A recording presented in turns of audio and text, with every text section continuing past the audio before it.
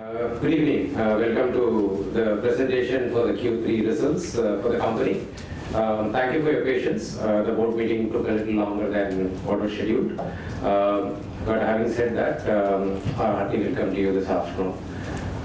Looking at the presentation, the usual disclaimer about the forward-looking statements that we could make in the course of this interaction and the obligations of the company are to follow up with further updates on those and the accuracy of those, considering the developments that could happen in the market on a dynamic basis. The presentation, as usual, will cover the group performance, the financial results, and the segment performance, and we'll wrap it up with the interaction that we normally have around the performance and the prospects of the company. As far as the performance is concerned, the order inflow for the quarter has moved up by 11%. It's done well under the circumstances. Consequently, the order book has moved up by 14%. Revenues are at 8% growth over the quarter 3 of the previous year. EBITDA margins, which you know are non-linear for project companies, are down for the quarter by 180 basis points. The profit after tax, however, is up by 19% as compared to Q3 of the previous year.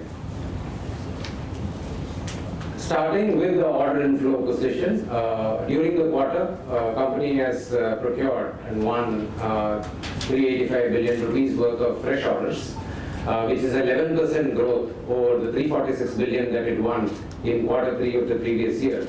And as you can see, during the first quarter of the current year, the company procured 26,000 crores, followed it up with 28,000 crores in the second quarter, and now we have followed it up in the third quarter with 38,500 crores. Traditionally, the company has always been back-ended in terms of order inflows, and again, traditionally, fourth quarter has been the largest quarter within the year, and we hope that trend would continue in the current year to take the total cumulative order inflow of 93,500 crore up towards our targeted levels. Insofar as the order book is concerned, we are at 2,56,000 crores, which is up by 14% as compared to the position in last December. The geographical split, during last year, we saw the domestic pickup and the international given some space for additional domestic orders. But during the 9 months of the current year, there has been a bit of a reversal. The international orders have continued to come in, despite the concerns around the oil price decline and the Middle Eastern economies going into some conservatism when it comes to ordering. But the fact that the company is positioned in sectors like infrastructure, power development, transmission, substations, and water has helped the company to tide over the difficulties that the hydrocarbon sector has been facing insofar as fresh orders is concerned in the Middle East. And hence, during the 9-month period, 32% of the orders that we have won during the current year are from international markets and substantial portion of them from Middle East. It's important to note that the private sector capex are still very shy. The investment plans are not yet reaching the boardrooms to be able to take it up and convert it into RFPs and tenders. Possibly the overall improvement in the economic environment needs to happen for this to happen. And also, the global slowdown is also causing demand-supply mismatches.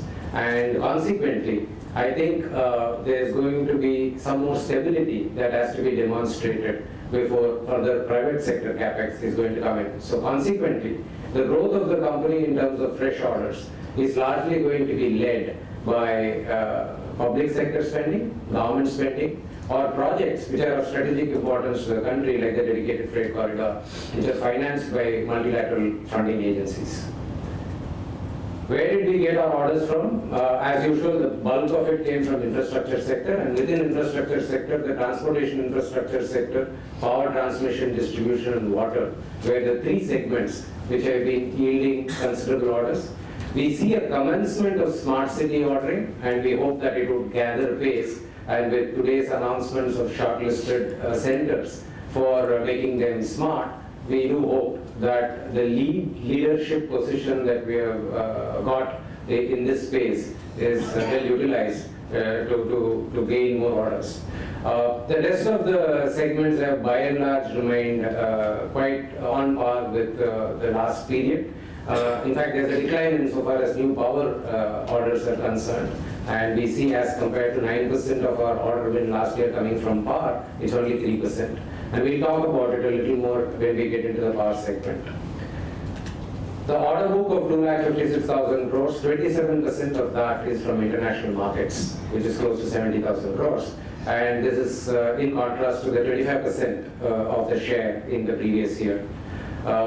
Lakh and 90,000 crores out of that is from infrastructure segment, divided between buildings and factories, transportation infra, heavy civil, power transmission, distribution, and water. 21,000 crores from the power sector, 12,000 crores from the minerals and material handling sector, and 13,000 crores from hydrocarbon sector completes the project spectrum.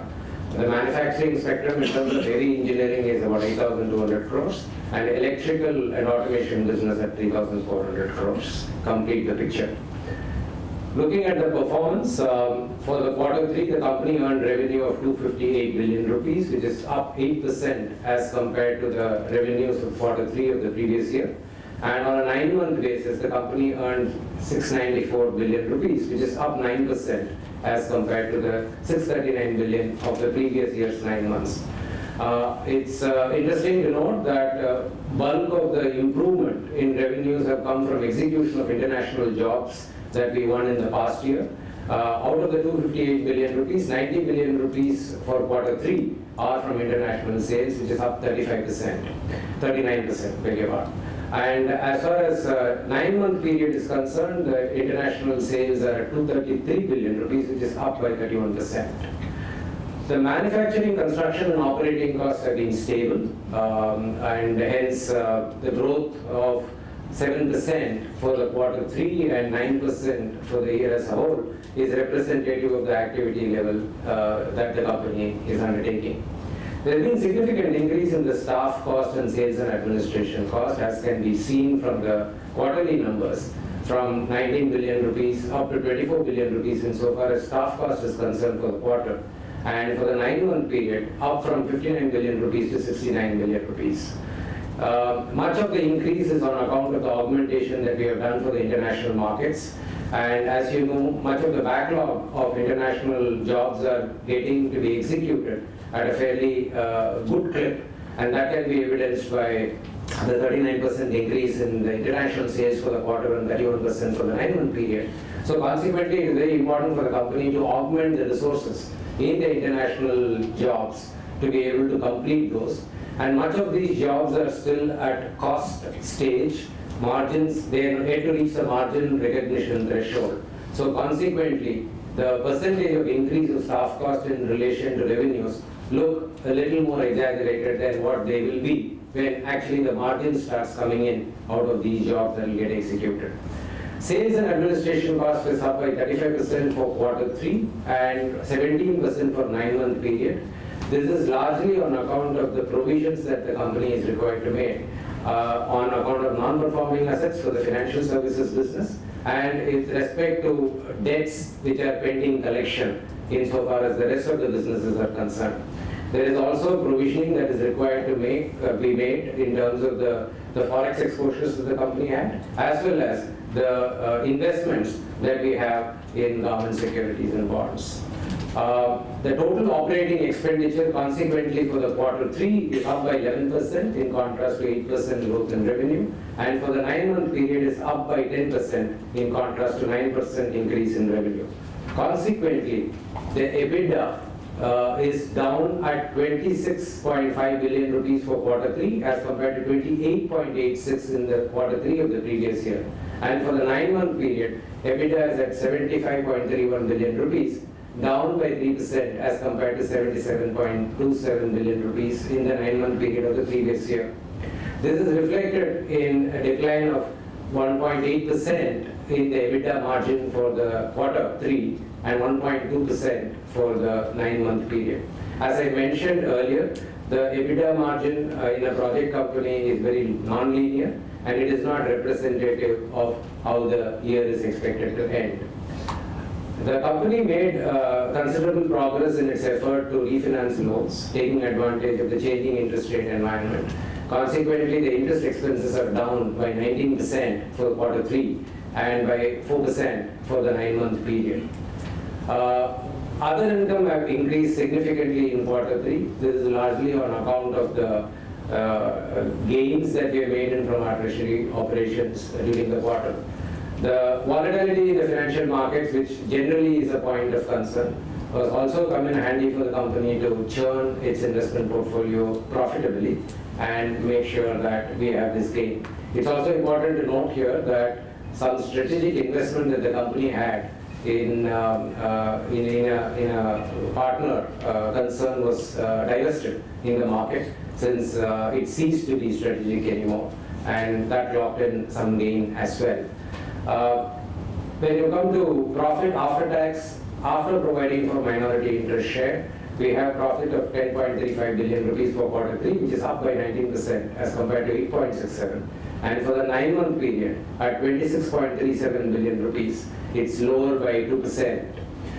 It's important to remember here that in the previous year, we had a large gain from the sale of the Amra Port project, which resided in 26.95 billion rupees. And without advantage of such a large single item gain, we've been able to catch much of the gaps and fill it up, and we do hope by the time the year ends, the gap would disappear.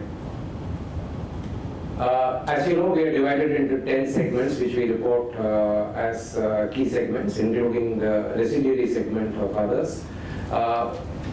Starting with the infrastructure segment, the segment had a revenue of 117 billion rupees for the quarter, very similar to the levels that we had in the previous year. And for the 9-month period, there is a growth of 9% at 306 billion rupees as compared to 282 billion rupees. Much of the revenue growth in the segment is also from international orders that are under execution.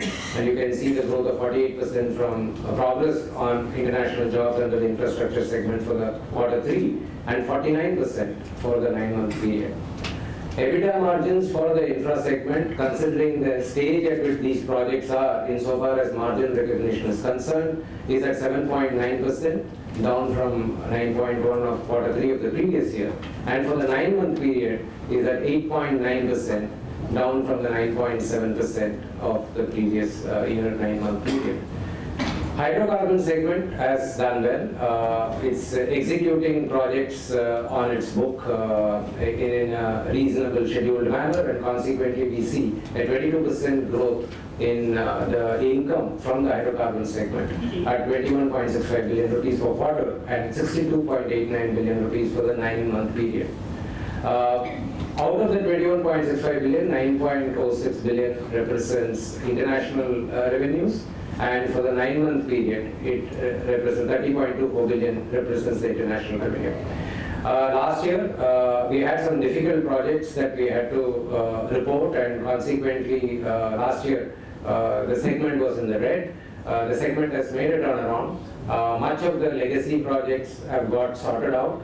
The residuary sorting out will happen as these projects are handed over to the customer over the next maybe 1 or 2 quarters at best. Consequently, we sort of are happy to see the return of this segment back to positive EBITDA margin zone.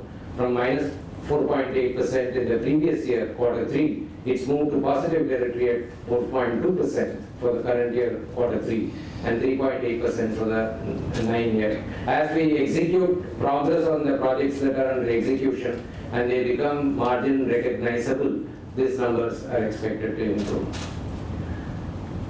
Power sector has benefited from the flow of orders that it picked up in the previous financial year.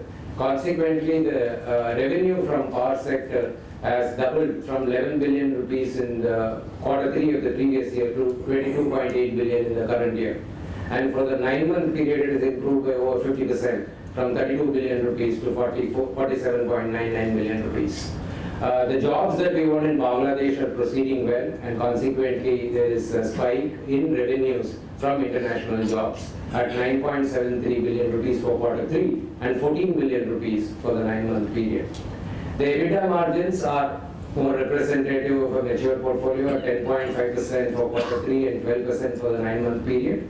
The relatively large numbers that you see in the previous years are as a result of closeouts that we did on projects that we handed over in the respective quarter and 9-month periods, where all the cost contingencies that are no more required gets released.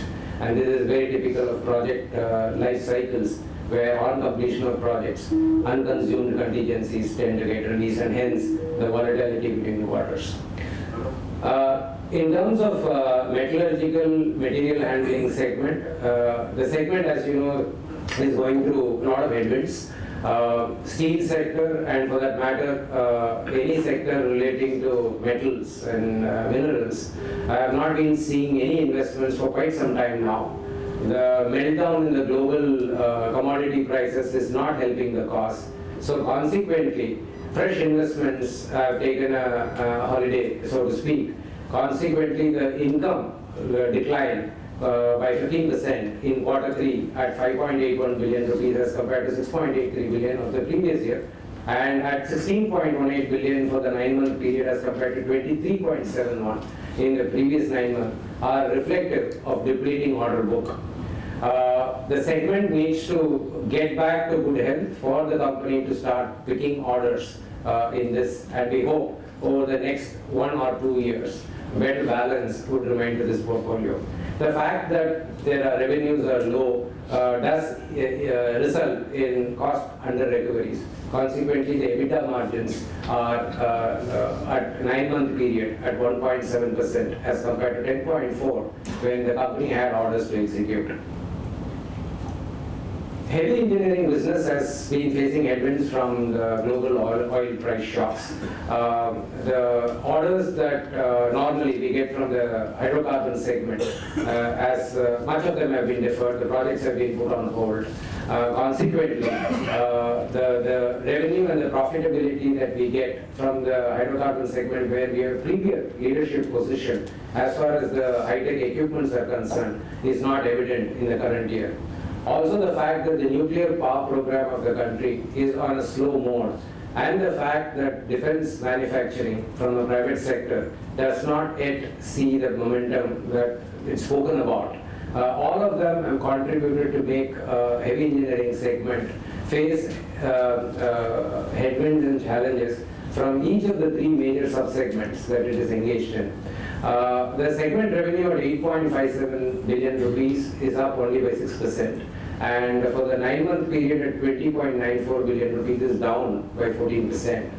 And the margins at 1.6% for the quarter and minus 2.2% for the 9-month period are reflective of the under-recoveries that are embedded in this segment.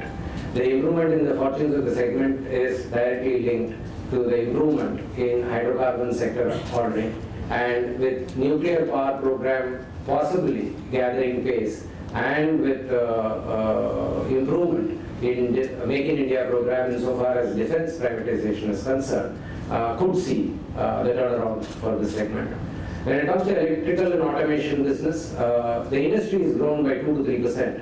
So what we see as a flat revenue growth are reflective of the position in the industry. The company has not ceded any market share. It has held on to the market share, but has been unable to grow beyond the 12 billion revenue mark for the quarter 3 and 33 billion revenue mark for the 9-month period.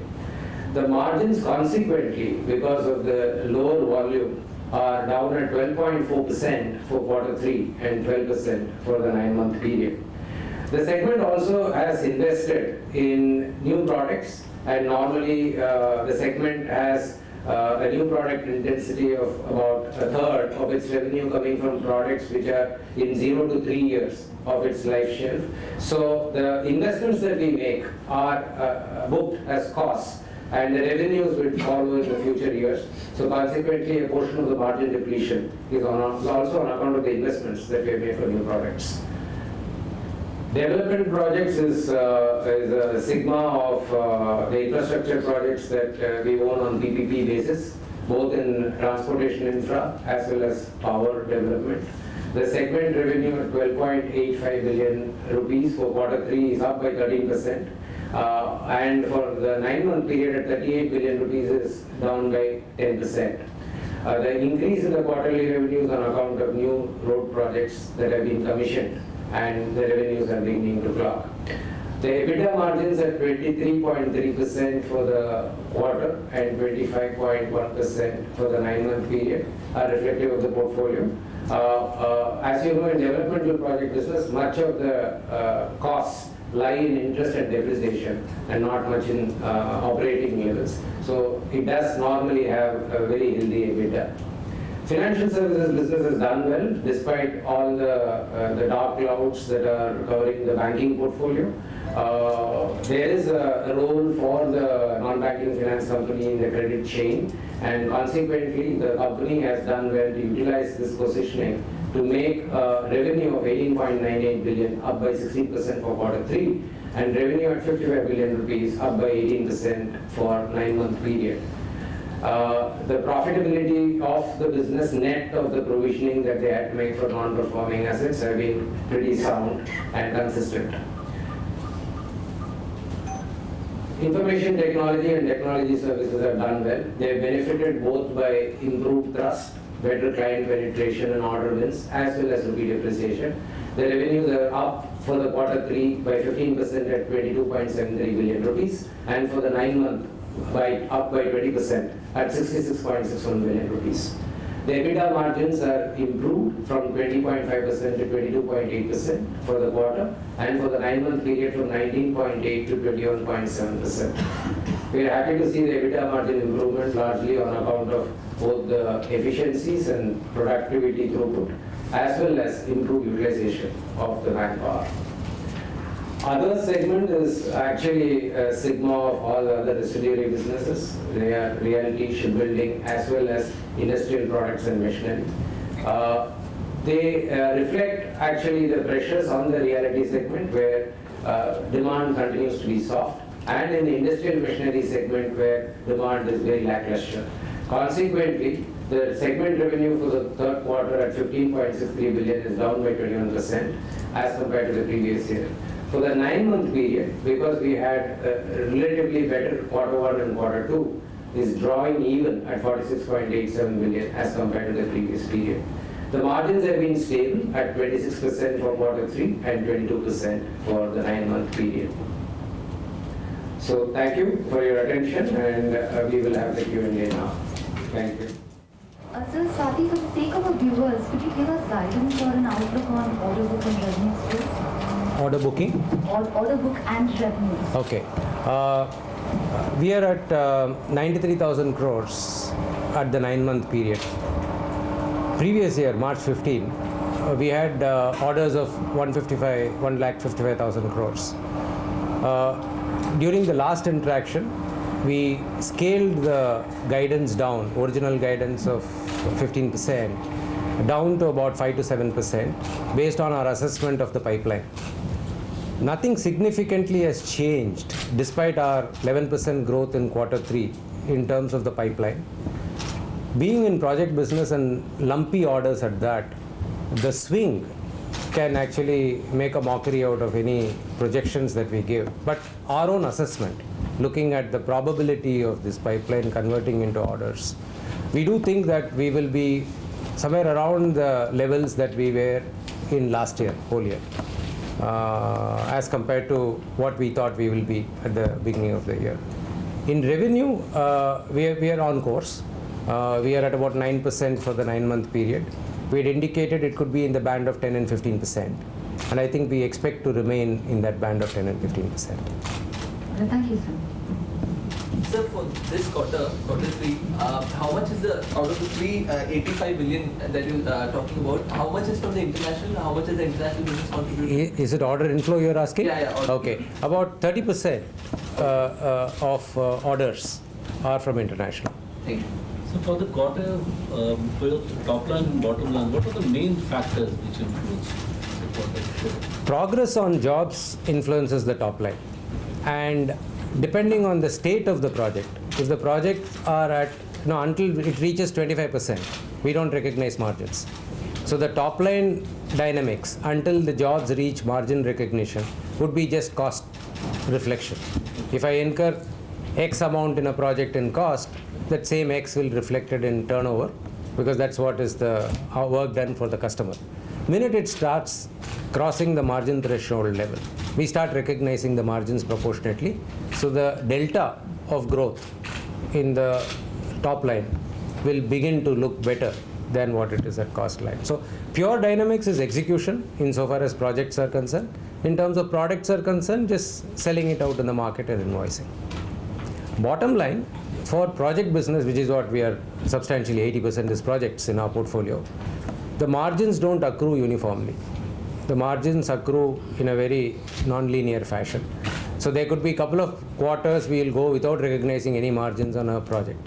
And in the third quarter or fourth quarter, there could be a sudden spike. All the pent-up margins not recognized until the job reaches 25% will get recognized. So the challenge always has been to convince the markets and the street to intelligently interpret the quarterly numbers. So you have to sort of go by our assessment of at least a year. In fact, even year in the context of a project which takes 3 years to complete is a bit of a speculation. It's not representative truly. But anyway, I mean, to ask time for more than a year is not, it's not accepted. So a year is a decent time that markets and you would provide us. So we do think that the margins over a year as forecasted by us is what will play out. And how much is the present debt, and what is the repayment schedule for the next, at least for the 1 year time, 1 year or 2 year time, and what is the efforts for reducing the debt? The present debt and standalone is 16,000 crores, which is about 0.4%, or debt equity is 40%. Highly, I mean, considering the sector that we are in, considering the balance sheet of peers, very healthy and very respectable. When it comes to consolidated, financial services business is very levered business. They have capital adequacy of 15%, so 6 times the net worth they gear. So 50,000 crores debt of financial services gets added. Developmental projects is very levered. They are all on a 70-30 or 20-80 debt equity structure. So another 27,000 crores of developmental project gets added. So when you add all of this together, the debt equity becomes 2:1. But that is not reflective of the project business. In project business, there is very little capital intensity. It is more working capital intensive. So if you get the working capital in order, the total debt will come down. So I do not think we are anywhere close to a point where we need to worry about debt repayment. And no initiative that the company will do will be to get into a selling of an asset, selling of a business to repay debt. We are not clearly in that position. Debt repayment will happen as a result of maturity cycles, and refinancing happens as a result of interest rate environment. So the company's debt of 16,000 crores standalone, bulk of it is long term. So maybe about 60% of that would be over a period of 3, 4, 5 years. And the balance 40% could be over next 1 or 2 years. So what is your working capital ratio currently? Well, last quarter we reported improved working capital to around 24% of the revenues. We continue to be around that. We are at, to be very precise, at 23.6%. Of your total debt on your books, how much is the equity investment that is required from your end? That's question number one. The second is, of the 30% of the 30 plus international orders, how much is from the Middle East, and how is the current crisis, is it affecting you? And is there any project delays happening because of that? I mean, the normal execution time, which gets taking more time. What is the first question? I didn't understand the first question. Was of the total order book what we are having. The How much equity is for the the equity investment you have to make? How much of that? What's the amount required for investment? See, in so far as order book is concerned, there is no need of any equity investments at all. These are construction contracts and projects that we are executing as E&C contractor. There, what is required to complete it is only working capital and no equity investments. So there is no long-term application of money. Insofar as international projects, much of it is Middle East, and how Middle East shapes in our plans, I'll request Mr. Subramaniam to talk to you on this. See, as a long-term strategic thinking in Middle East, when we went for 3 categories of project. One is hydrocarbon, of course, which is a sector which is very much prevalent in Middle East and which will continue to get invested in Middle East. Maybe they'll go a bit slow, but it will continue to get invested because that is where those countries get their basic revenues from. So they have to invest in that sector. Essentially upstream projects, downstream projects and gas-based projects. On the infrastructure side, we went only for socially oriented projects like development of roads, we went for metros, we went for, in the building side, hospitals, and to a certain extent maybe hotels. Hotels predominantly in Oman, or airports. We had not gone to get to do commercial buildings or huge malls or such developments like that. We were very careful about it. On the power transmission distribution side, we restricted again ourselves to basic infrastructure development, which is substations and transmissions. I think the decision that we took at that time has stood us in good stead. And these projects, as you see it, which is predominantly part of our backlog, continue to remain, continue to look decent, and continue to get invested. There are some tractions in the sense that some of the fanciness are associated with these projects. For example, a station, if it looks too bright and colorful, there's been some tendency on the clients to go ahead and remove some elements which are not required from today's environmental point of view or from the economic background point of view. So those see certain amount of relook of the architecture or redesign of the architecture from the client's point of view. But for the projects per se, the basic projects are continuing to go on, and we see a healthy trend in the way it is going on right now. To answer your question further, do we see further investments in such other projects in the future? I think they'll be careful about it.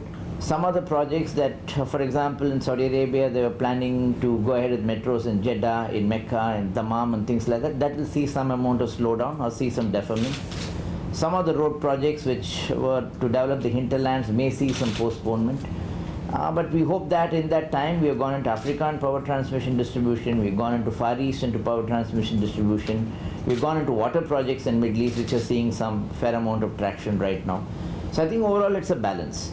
And we would like to refocus back on India if the economy takes off out here, and we see some traction out here. So that's the way we would like to look at it right now. Are you facing any order cancellations in Middle East?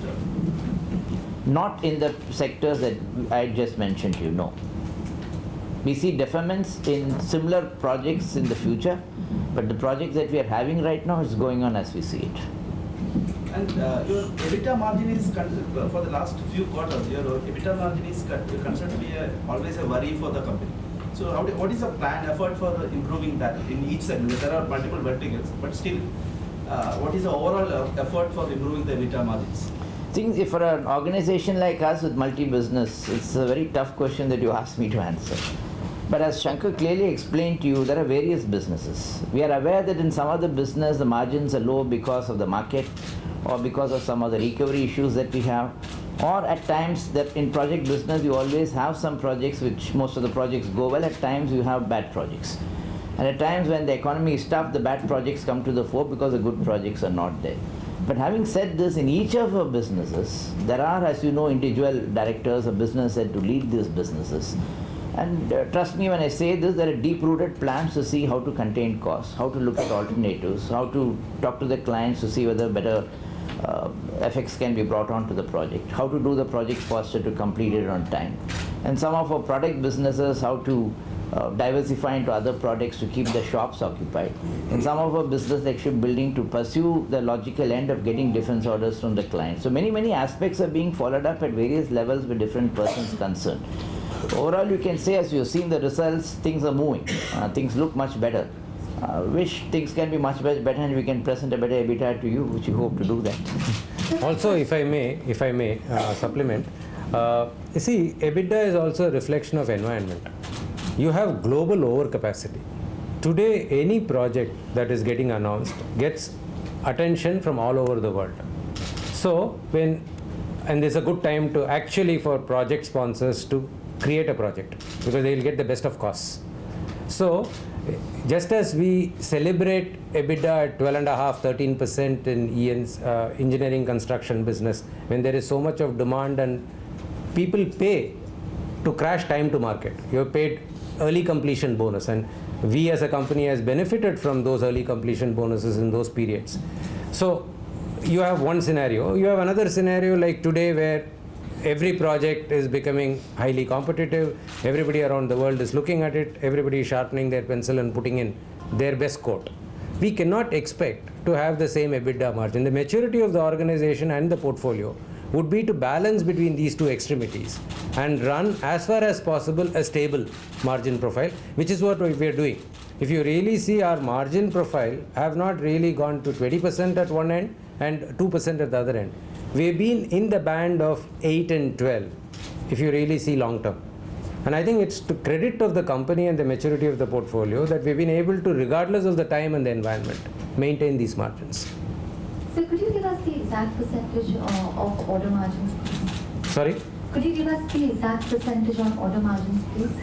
I've not understood. Order margins, what do you mean? So could you give us the exact percentage of order margins? No, you're saying the same thing, but I'm trying to understand the question. Can you? It is just apart from my earlier question that I asked you. We were looking if you could actually give us a little percentage to see if it was actually downgraded from the earlier mentioned. Oh, you mean the forecast? Yes. Okay. See, what we said in terms of forecast was last year, if you recall, all the EBITDA margins from businesses other than services business was 10%, March 15. And when we went into the current year, we said we see a 100 basis point improvement over this margin, this 10%.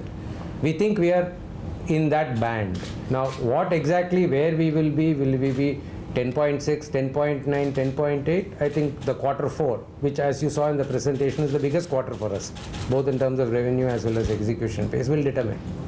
So I think we will definitely be better than last year margin profile, so that we hold. The precision, now that we are into fourth quarter, the precision with which I need to put the number is tough.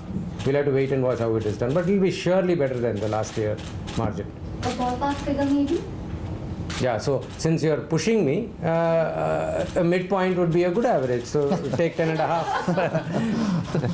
Somebody's asking you that question, right? Yeah, she's. Mr. Raman, this is Sumit here from Reuters News on your left. Oh, yeah. Just want to check with you. Last quarter, you said that it will take about a few quarters more to private sector capex to revive. Given what's happening to the global economy because of China, do you think that you'll have to now push back that expectations? Do you think it will be years rather than quarters before the private sector capex revives? And do you think that public sector spending will be able to take that slack? Because some people are now even questioning the pace with which the public sector companies need to invest to revive the economy. What's your overall view on the economy? Do you see the green shoots finally? I think, shoots are green. I hope it grows. But private sector capex, as I mentioned in the presentation, is going to take some time. As a representative of private sector, will I put a project today in a sector where there is overcapacity? Clearly no. At the same time, I will very seriously look at the cost of putting up capacity, because I could be putting up capacity at a competitive price than when the market really heats up. So it's a balance that I need to strike. It's a leap of faith that companies need to do. When you say private sector, it spans all across. For example, there are so many private sector clients whom we have won orders during the course of the current year. Just to give an example, I think some of the automobile, construction machinery, if you look at IT, infrastructure for IT, those investments are continuing. Healthcare, leisure, those investments are continuing. So I think private sector will be very selective and careful. Such of those balance sheets which can afford investment and financial closure, I think will look at this environment little more positively than what they did 1 year before. Because everybody believes that the uptick is round the bend. Insofar as the intensity of the public sector capex, I think the government has limited choice today. I think infrastructure needs to be put in place if the economy were to work to its potential. And the government has realized that the private sector capital, until their non-performing loan portfolio in the banking system is resolved satisfactorily, is not going to come back in a hurry. And fortunately, the fiscal macros are very good. I have not seen a better macroeconomic condition than what we see today in the last 3 years. So it's up to the government to use the benefit of low oil prices, the foreign currency that is saved, the subsidy that they're eliminating, the prioritization in allocation in programs. It's up to the government. But I do believe that the government will move. And signs of it we are already seeing. Transportation infra has seen improvement. We've seen in railway infrastructure some capex have been announced. A dedicated freight corridor is moving forward. Water program, power transmission distribution, they are moving forward. It's not without reason that we have got close to 93,000 crores of fresh orders in an environment where people were very downcast about who will spend, where the orders will come. It's a large number. SNS, unless you want to supplement something. No, I think you have captured it right. I think what you got to see is essentially most of the top private developers, as we've seen last decade, they've all piled up due to the enthusiasm of getting into some of these big ticket projects, have huge debt on the balance sheets. Now that issue is not going to solve very easily unless those projects in which they have invested make sufficient revenue for them to pay back the debt and bring down the interest costs. Their balance sheets are in trouble. And you see it in many, many places. Second, on the real estate side, due to various reasons, there are a lot of unsold stock everywhere. So unless the stock gets whittled down, new projects will not be in the offing. And third, on the government side, as I keep telling and have told many times, that policies are being announced, good intentions are there. As Shankar said, the macroeconomic factors are pretty good. But what needs to be done is to hold the hand of the entrepreneurs to see that the concrete is poured on the ground.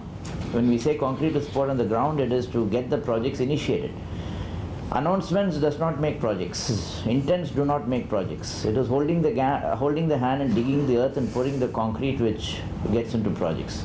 I think that is something which is seriously lacking. And therefore, huge effort is required to push it. One of the ways that has been suggested is to find brilliant people within the public sector who are available, who have shown their capacities to do big projects, make them in charge of some of these grandiose programs, and to see that they're fully empowered to dig the earth and pour the concrete, in whatever sense it means. So unless that is done, things won't move. Announcements and debate, because government at the end of the day is a multi-headed organization. It's just not a single entity. There are different departments, there are state governments, there are local bodies, municipal bodies, central government, so on and so forth.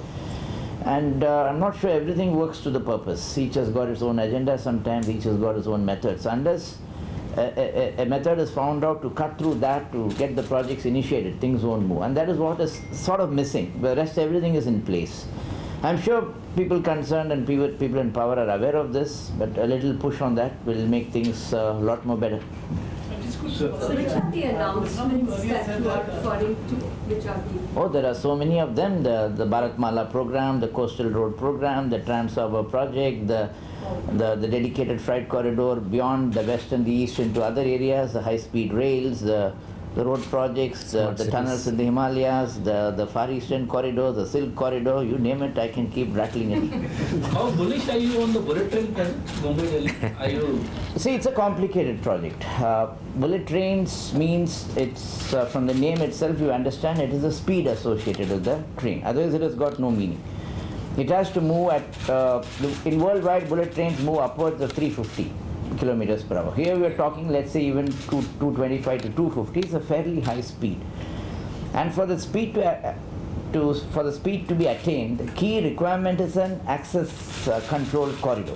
That means you have to build the railway track or the portion of the where it runs on a slightly elevated plane. Otherwise, because there are too many crossings and utilities and other issues along the way. It essentially means acquiring land. One of the projects which could be highly favorably inclined to would be the Mumbai to Ahmedabad corridor or Pune to Ahmedabad corridor. That means doing the proper analysis of the entire section, making a program to acquire the land, and then it's a costly program. It's costs upwards of 90,000 crores or something is the estimate. And of course, either one of the countries that has been spoken to is Japan towards assistance from the project point of view. Assuming that is done, it will take time to acquire the land, the clearances required, environmental, speed assessments, impact studies, etc., and to put it on. We are hopeful because these are the kind of projects which take the economy and the nation at large to the next level. You remember when the original Golden Quadrilateral program and the road building program started? Are you making any plans yourself for the project? No, as an organization, we can't do the high-speed corridor, but we are in the railway business, as you know. It's an important business for us. So we are in touch with the concern, including the railway ministry, and wherever we are asked to contribute towards the program, we are in our own little way doing it. But the project has to be announced, the loans have to be finalized, land has to be acquired, the technology has to be chosen. There are many technologies possible. We have to choose the technology, and then we have to set it in motion. So the civil works is one part of it. The rolling stock, the signaling automation, the type of technology, that is where it comes from, and where the financial aid is going to come from, that is going to make all the difference. So I think it's some time away, but it's a program that will, I think, it's very important from how we look at our nation as such. It's a good program to have. So have you seen any impact of currency fluctuations? Sure. I think the company does have exposures to foreign currency, and it has an active hedging risk management policy as well. And the rupee dollar parity point to point has moved by 1% and euro has moved by 2%. So the band is pretty narrow, but then volatility is pretty high. So depending on the cash flows of the company, depending on when the dollars are to be received, when dollars have to be paid, appropriate hedging strategies will have to play out. So we did find in the current quarter on valuation of foreign currency exposures, incrementally we had to make provisions. And that was one of the reasons why the administration cost, the other non-operating manufacturing costs have gone up. So, Bhuma Srivastava from Toubro, two quick questions. One, any update on the Infotech IPO? And the second is more of a clarification. When you gave about the forecast for the order book, you said the last year was something like 155,000 crores. You see FY16 also ending around that figure? Yeah, that's what I said. Okay, and the Infotech IPO? See, it's a very big event, and as and when it happens, we will invite you and speak to you about it. So how soon could that be? Difficult to answer. Sir, Sir. So on the standalone EBITDA margins, we haven't got the detail. If you could just throw some color. I just saw it on some social media, it's fallen, so wanted the reason. No, you can get into the website of the exchange where the detailed are there. I think it's around 7%. 7% from 10%? Yeah, I think so. If I could get the reason for that? No, it's pretty simple. I think the much of the revenue growth has happened in the joint ventures and associated entities surrounding, because large projects that we are executing overseas are all being done in consortium and in joint ventures. So the progress is there. And secondly, the basic business is embedded in the standalone, namely the minerals, metals, power, and your heavy engineering. They're all not performing well because of the reasons that we spoke about. So it's a double whammy. The growth and the margin recognition is happening outside the standalone, and those contributing to constituting the standalone are going through some tough times. So it's a combination. So you mentioned about refinancing, and that is led to a 19% fall in the refinance cost. So could you just give some details on what are these projects? What was the refinancing done during the quarter? See, we have a portfolio of concessions which are all financed heavily. We have financial services, which is levered pretty 6 times to 1. And then we have parent companies, debt. So put together all these debt almost adds up to 1 lakh crore. And that gives you enough headroom to look and pick loans which are capable of being refinanced. Such of those which have maturity tail left are the ones that we normally pick up, because then there is gain to be had. And thanks to the monetary policy, there has been some indications of lower interest rate, and there has been some pressure on the banks to pass them down to the customers as well. So we are taking advantage of that. Secondly, I think wherever institutional debt can be substituted by a debenture or a commercial paper, market-oriented instruments, we have been doing that. So it's a combination of both that has led to it. And also in terms of for bidding. So how is that looking like for projects, especially now that we are talking of roads only where most of the orders are coming in. So what is the competitive intensity like for bidding in the bidding scenario now? I think it's a reasonable competitive scenario. At times for smaller packages we find more local entities also getting into the fray. But as we can see it, because many of the balance sheets are troubled, I think there is a maturity in the system to see that not to bid too aggressively to get into further harm. So there is a maturity in the system. Prices are tight, no doubt about it, but there is competition, but it is nothing which is unusual. There are, for example, in the road sector, there are about 7 to 8 in most of the bids, 7 to 8 competitors. In some of the bids, larger packages, we see 4 to 5 or 5 to 6. In some of the state packages, we see maybe 12 to 13. But we don't get involved in smaller packages or in state packages. So from our point of view, it's between 7 to 10, which is reasonable. And what about BOT, sir? I mean, are the quality assets coming up now? How is that looking like, that space? Because the government is focusing more on EPC, but the BOT space, do you think that there is any sign of revival on the BOT assets? Yeah, I think the BOT owners are busy trying to sort out the difficulty that they have on existing portfolio. So I don't see any enthusiasm among them to come forward. Many of these projects we get to view at a close quarter as a large contractor, and we find that they're not receiving the kind of response that it used to. Still, having said that, I think some BOT projects have been announced during the year. I think close to 8 or 9 BOT packages have been put out. The EPC packages are double that, so it's almost 1/3, 2/3 ratio, you can say. And some of those who have raised capital recently have gone and participated in those bids. But I don't see that as a momentum yet. But you are looking at bidding for BOT assets, or you are off? No, at the moment, as I told you, we have one of the largest number of BOT concessions among the players, and we have to organize that a little better than what we have done now. And the sector is also getting discussed between the lenders, the policymakers, the regulators, all of that. So I think insofar at least the current year is concerned, we had taken a call that we will not actively participate in fresh projects. But having said that, we have Canadian Pension Investment Board, who has partnered us, who completed their obligation of providing capital to the company.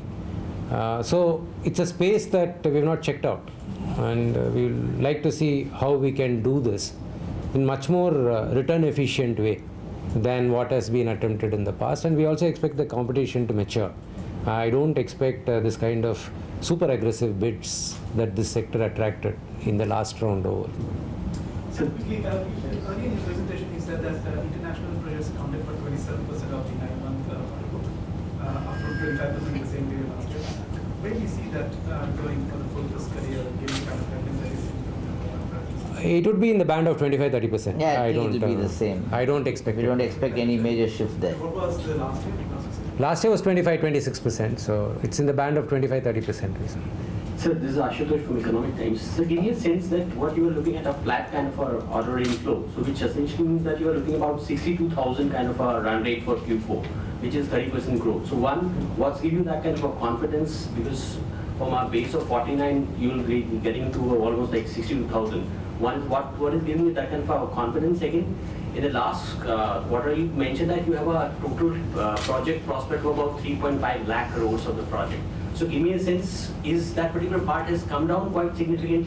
And give me some picture at how that prospect is looking like at this point in time. The pipeline adds up to something like 2.5 lakh crore today. It's very difficult to be precise in all these estimations. It only best case estimates. If you look at the pipeline of projects that we are participated in already, waiting to be awarded, and projects that are very close to being bid, it is those that's going to contribute to orders. Largely projects already bid for, that will be the large chunk. So where we will actually land up depends on how quickly these projects are awarded. what we find during these times is that the bid to award timelines have increased. They used to be much shorter. So it's a assessment of whether they will all open according to plan. If they open according to plan, I think we are there. But if there is going to be deferment in their opening, then obviously I think they are going to fall short. Run rate looks daunting, but last year Q4 we almost had 50,000 crores of orders. So it's that we have delivered that kind of volume. Okay. Now whether hence we will deliver 60,000 crores, I mean the project sponsors have the answers. But we are hopeful. But you know, Q4 is the season and the government also tends to complete their budget, spend the maximum. But if the prospect really compresses, as you said, is there possibility that that 60,000 remains a little tough to reach? It is a tough target. I don't think we are commenting that it's an easy target. Going by the track record, it's possible, and you know we are already L1 in a few of that. That 60,000 also includes some of the projects that we are L1. I don't want to speculate on what it is, but it is a substantial number as we see it. And we have bid for many projects where bids are to be open, and we are fairly confident about it. There will be other bids coming, which including private sector hospitals and buildings and so on and so forth, which can get decided in this time. So as I look at it, it's a reasonably cautiously optimistic figure. Also, the way to look at it is it could slip between quarters. See, what is important is, are we capturing as an organization all the possible opportunities? Now, it's very important for us 31st March it should open. But as far as the project sponsor is concerned, the program needs to survive. So whether it is this side of March or that side of March, I don't think the project sponsor is very worried at the moment. So some color on the execution, because this time you said in international side it's a significant pickup. Give me a sense, is you are saying it's a kind of a sustainable, because previously we have seen that execution was a big problem point in international market and even in a domestic market. Give me a color that how things are panning out in the execution side, both in international and the domestic market. The other point to note in your previous question before I answer this question is that in our case what you need to look at is whether we have sufficient backlog. Order inflow is a must because we have to fill the bucket, but more important for me is to see whether we have sufficient backlog. As we see it, based on current run rate of execution, we have nearly 3 years of backlog, which is pretty healthy for an organization of our size.